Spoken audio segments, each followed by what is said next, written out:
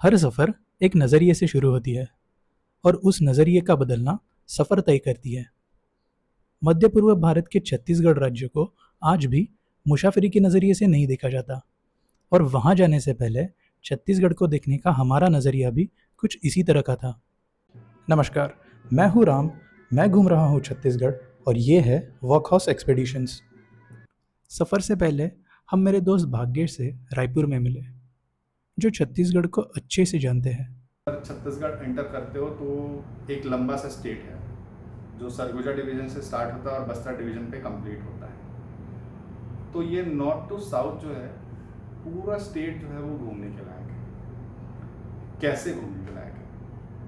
Off beat experiences अगर आप पसंद करते हैं, अगर आप लेस क्राउडेड डेस्टिनेशंस पे जाना चाहते हैं, अगर आप अपना कंफर्ट छोड़ के आप सोचते हैं कि थोड़ा सा स्टे और फूड पे कॉम्प्रोमाइज़ करके अगर आप रह सकते हैं, और अगर आपको नई जानकारियाँ चाहिए या नई ट्राइब्स के साथ आप मिलना चाहते हैं, नई कम्युनिटीज़ को देखना चाहते हैं और कुछ ऐसी जगह जाना चाहते हैं जो थोड़ी सी अनयूजुअल हैं, जहाँ जाने के लिए आप शायद डरते भी हों, बट ऐसा कुछ नहीं है। आप सब कुछ एक बार में विज़िट कर सकते हो छत्तीसगढ़ में। हमारे पास बीचेस नहीं है, उसके अलावा सब कुछ है। हमने अपनी सफ़र सिरपुर में श्री लक्ष्मण मंदिर से शुरू की, जो महानदी के तट पर 7वीं शताब्दी की ईंट निर्माण का एक शानदार उदाहरण है। लेकिन सिरपुर एक प्रमुख व्यापारिक केंद्र था। यहाँ के खंडहरों से एक हलचल भरे बाजार का पता चलता है, जहाँ रत्नों से लेकर रेशम और औषधियों तक हर चीज का व्यापार होता था। महानदी, जो उन दिनों बहुत चौड़ी थी, बड़े व्यापारिक जहाजों के लिए एक महत्वपूर्ण मार्ग के रूप में कार्य करती थी। सुरंग टीला और संग्रहालय सिरपुर में देखने लायक कुछ और जगह है।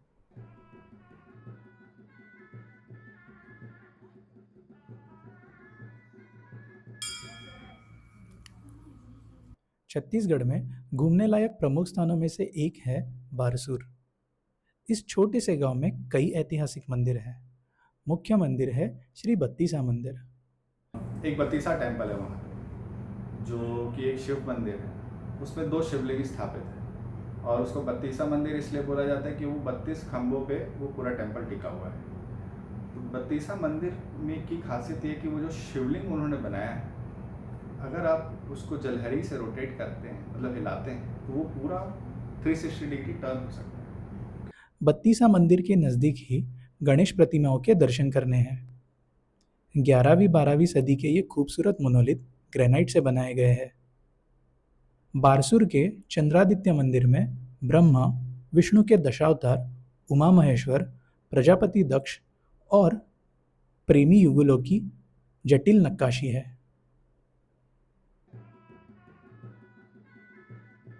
इंद्रावती नदी पर स्थित चित्रकूट जलप्रपात भारत का सबसे चौड़ा जलप्रपात है, जो बारिश के मौसम में अपनी विशेष भव्यता पे होता है।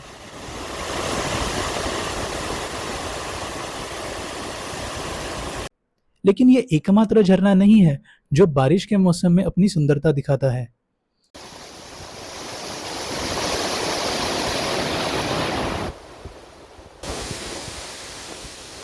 तीरथगढ़ जलप्रपात अपनी कई परतों और अनोखी चट्टानों के आकार के साथ खुद ही में एक शानदार दृश्य है।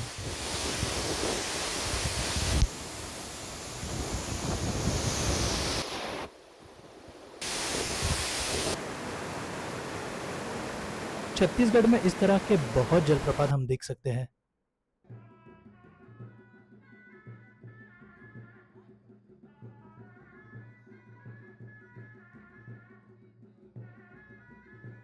बस्तर में एक कलाकार धातु शिल्प बनाने में व्यस्त है।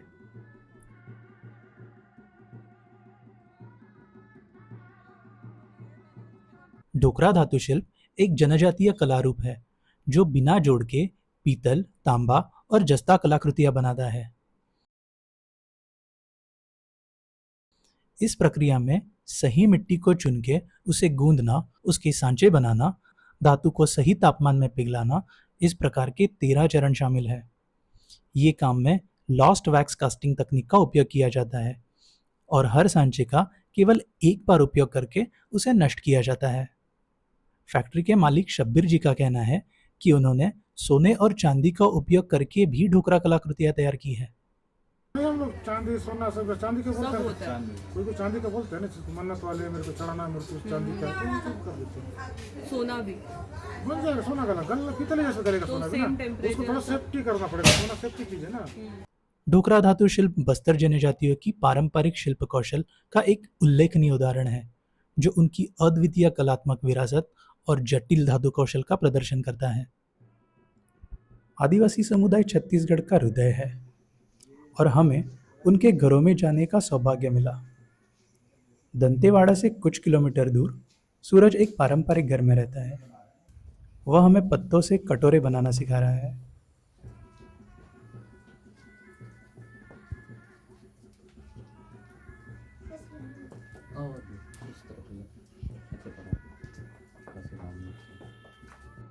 इसे चिपड़ी कहा जाता है।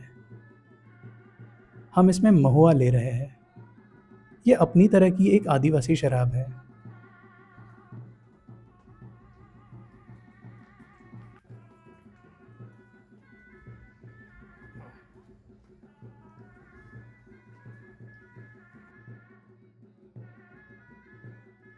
यह बेहद अच्छी थी। सूरज के घर हमें आदिवासियों के दैनिक जीवन की एक झलक मिली।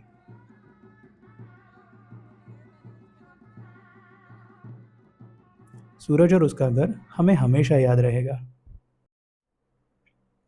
आदिवासी जीवन में शराब का अपना स्थान है और महुआ लगभग सभी की पसंदीदा शराब है। और इसमें महुआ है, हाँ नीचे वाला में हाँ। महुआ फूल है ना। और ईश्वर दुर्वा जनजाति से है और वह हमें महुआ कैसे बनाई जाती है ये दिखा रहा है। यहाँ 3 बर्तन दिख रहे हैं। निचले बर्तन में महुआ के फूल जो फर्मेंटेड है। बीच के बर्तन को निचला हिस्सा नहीं है, परंतु उसके ऊपरी भाग में एक थाली है जो इस तरह दिखती है। सबसे ऊपर के बर्तन में पानी होता है जिसे प्रक्रिया के दौरान निकाला जाता है।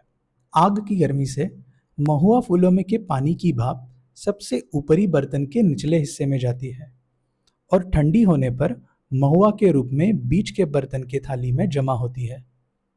अपने आप ये शुद्ध महुआ सफेद पात्र में गिर रही है।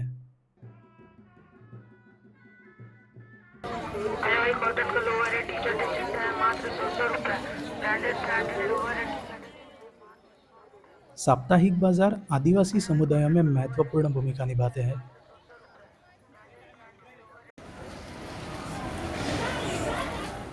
दंतेवाड़ा के इस साप्ताहिक बाजार में विभिन्न जनजातियों के लोग सप्ताह भर का किराना और सामान खरीदते हुए देखे जा सकते हैं।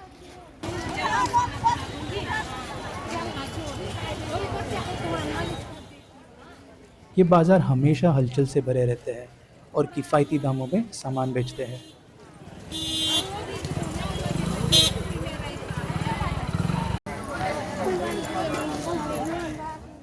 एक सच्चा मुसाफिर यहाँ पूरा दिन बिता सकता है।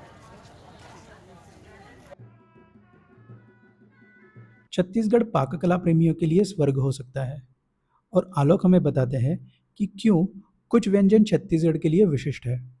छत्तीसगढ़ में 2 चीज़ें बहुत इंपॉर्टेंट है जो यहाँ का फूड डिसाइड करता है। पहला, छत्तीसगढ़ बहुत संपन्न राज्य रहा है शुरुआत से, है ना। ज़मीन बहुत फर्टाइल है, बहुत उर्वरक है, फॉरेस्ट बहुत अच्छे रिच है ना। तो इस वजह से यहाँ पर पानी की, ज़मीन की उर्वरकता की, फर्टिलिटी की कोई कभी दिक्कत नहीं, तो अच्छे ग्रोथ मिलते हैं। इसी वजह से यहाँ के लोग ज़्यादा माइग्रेट किए ही नहीं कभी, तो माइग्रेटरी फूड नहीं मिलता जो कि बाकी स्टेट में मिलता। और यही कारण भी है कि छत्तीसगढ़ का फूड जो है बाहर कभी भी बहुत ज़्यादा फेमस नहीं हो पाया। रायपुर के नुक्कड़ बिहान कैफे में इन प्यारी महिलाओं ने हमारे लिए चीला, उड़द बड़ा, चौसेला, गुलगुल भजिया और अंगाकर रोटी बनाई। अंगाकर रोटी एक दिलचस्प व्यंजन है। तो हमारे यहाँ जब सुबह सुबह खेत में जाते थे तो परिवार बड़ा होता था, 10-12 लोगों का परिवार है। अब आप सुबह सुबह रोटी तो नहीं बना सकते, है ना। तो क्या करना चालू किया, रात का चावल जो बचा था उसको आपने चावल आटे या उड़द की दाल के आटे के साथ मिलाया, पत्ती में लपेटा और गोबर के कंडे के आग में डाल के उसको सेकने दे दिया। तो इससे दो बहुत इंपॉर्टेंट चीज़ हुई कि आपने इतनी बड़ी रोटी बनाई कि वो 10-12 लोगों के लिए पर्याप्त है, और दूसरी बात आपको उसको कंटिन्यूस देखने की जरूरत नहीं, ताकि आप घर के बाकी काम कर सको। यहाँ तक कि सड़क किनारे भोजनालय भी यात्रियों को स्वादिष्ट नाश्ते से आश्चर्यचकित कर सकते हैं। दर्शनीय स्थलों की यात्रा से लेकर कला तक और संस्कृति से लेकर खान पान तक, छत्तीसगढ़ ने हमारे मुंह में एक अच्छा सा स्वाद छोड़ दिया। हमने राज्य के समृद्ध इतिहास को समझा, इसकी प्राकृतिक सुंदरता का आनंद लिया, यहाँ के लोगों की सादगी देखी और उनके आतिथ्य और प्रेम का अनुभव किया। इसने छत्तीसगढ़ को देखने का हमारा नजरिया बदल दिया और ये हमेशा रहेगा।